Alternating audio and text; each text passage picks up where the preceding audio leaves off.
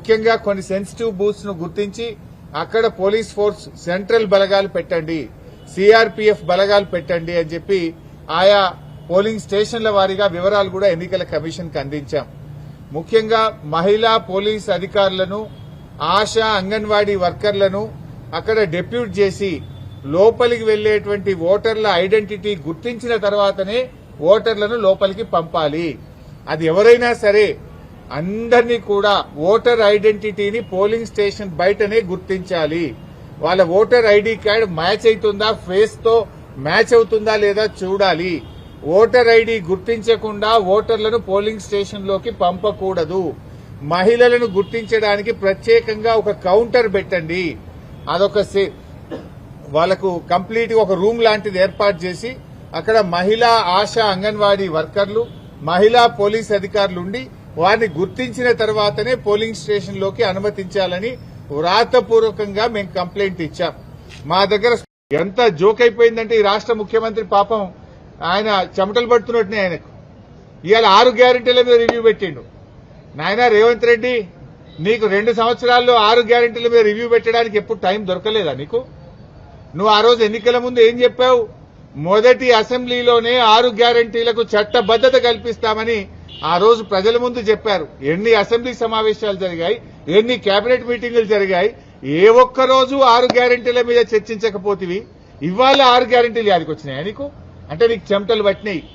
నీకు ఇవాళ గల్లీ గల్లీ తిరుగుతున్నావు, మోకాళ్ల మీద తిరుగుతున్నావు బిడ్డ. నువ్వు ఇవాళ 6 గ్యారెంటీల మీద రివ్యూ చేస్తున్నావు అంటేనే నువ్వు ఓటమిని అంగీకరించినవు.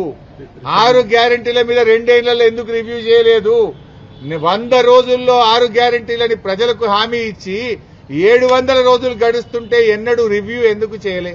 ఇవ్వాలనే నువ్వు రివ్యూ చేస్తున్నావంటే ముఖ్యమంత్రి ఇంకా ఓటర్లను మభ్యపెట్టడానికి, ఓటర్లను మోసపుచ్చడానికి ముఖ్యమంత్రి ఇంకా డ్రామాలు ఆడుతున్నాడు.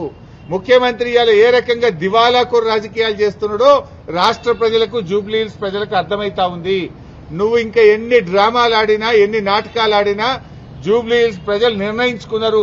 వాళ్ళు న్యాయబద్దంగా ఆత్మసాక్షిగా వాళ్ళు ఓటు వేస్తారు. సో ఇవన్నీ కూడా ఎలక్షన్ కమిషన్ దృష్టికి మేము తీసుకుపోవడం జరిగింది. మా దగ్గర స్పష్టమైనటువంటి వీడియో ఆధారాలు కూడా ఉంటే వారికి చూపించడం జరిగింది.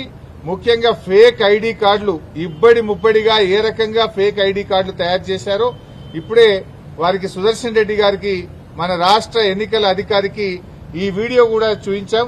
మీరు కూడా ఈ వీడియో చూడొచ్చు. ఇక చూడండి, ఇన్ని ఫేక్ ఓటర్ ఐడి కార్డులు ఏ రకంగా వచ్చినాయి బయటకు. ఈ ఓటర్ ఐడి కార్డులు ఇన్ని కుప్పలు కుప్పలుగా బయట ఎట్లా వస్తా ఉన్నాయి.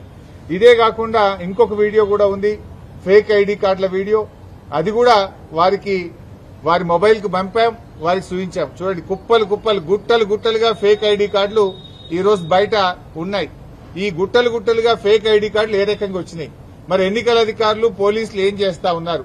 ఈ ఆధారాలన్నీ వారికి చూపించాం. చూపించడమే కాదు, వారి మొబైల్ కూడా పంపాం. ఎలక్షన్ అబ్జర్వర్, ఇతర రాష్ట్రాల నుంచి వచ్చినటువంటి ఎలక్షన్ అబ్జర్వర్స్ కూడా ఇవన్నీ కూడా ఇవ్వడం జరిగింది. ముఖ్యంగా ఇవే కాకుండా చీరల పంపిణీ వీడియోలు, డబ్బు పంపిణీ వీడియోలు, అన్ని వీడియోలు కూడా ఈరోజు సుదర్శన్ రెడ్డి గారికి ఇచ్చాం. వారైతే మాకు ఈరోజు చెప్పారు, తప్పకుండా మేము యాక్షన్ తీసుకుంటాం, ఆ అధికారుల మీద చర్యలు తీసుకుంటాం, అవసరమైతే స్వయంగా నేనే విజిట్ చేస్తానని కూడా చెప్పారు. ఇలా యూసఫ్గూడలో కాంగ్రెస్ పార్టీ కార్యాలయం ఆనుకోనే పోలింగ్ బూత్ ఉన్నది. అసలు కాంగ్రెస్ కార్యాలయం అనే షిఫ్ట్ చేయాలి, పోలింగ్ బూత్ అనే షిఫ్ట్ చేయాలి. గోడనే అడ్డం. 100 మీటర్ల లోపు కాంగ్రెస్ పార్టీ కార్యాలయం ఉంటే మీరు అక్కడ ఎట్లా పెడతారు polling booth? Either you shift the polling booth are shift the Congress party office అని దాని ఆధారాలు కూడా వారి ముందు పెట్టడం జరిగింది.